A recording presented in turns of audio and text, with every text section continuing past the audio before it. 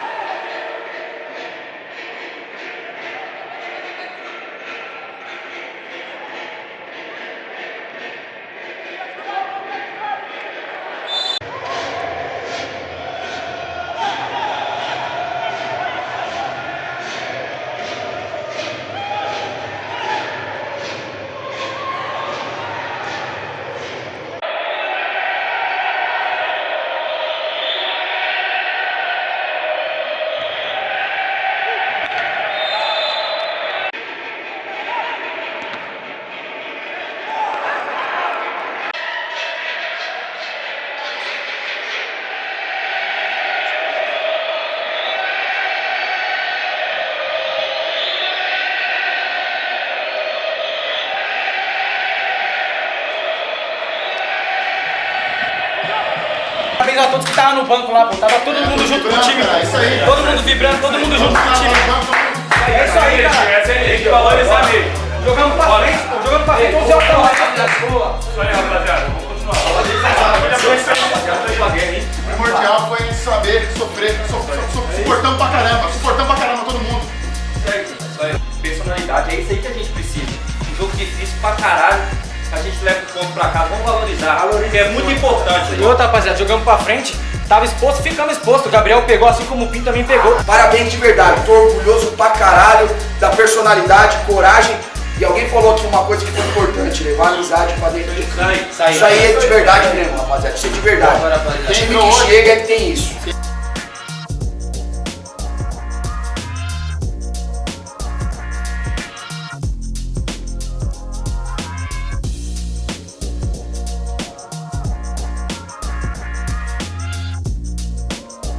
Feliz por estar estreando pela equipe, né, de tradição que é o Guarani. Como todos puderam ver, um jogo às 11 horas, um sol quente, e a nossa equipe se superou, né? Todo mundo unido, um lutando pelo outro, né? Um ajudando o outro. E esse é o espírito do Guarani, né? Muito feliz pela estreia, muito feliz por ter ajudado o Guarani. E agora é da sequência que terça-feira tem um jogo muito importante que nós vamos buscar a vitória lá no campo deles lá.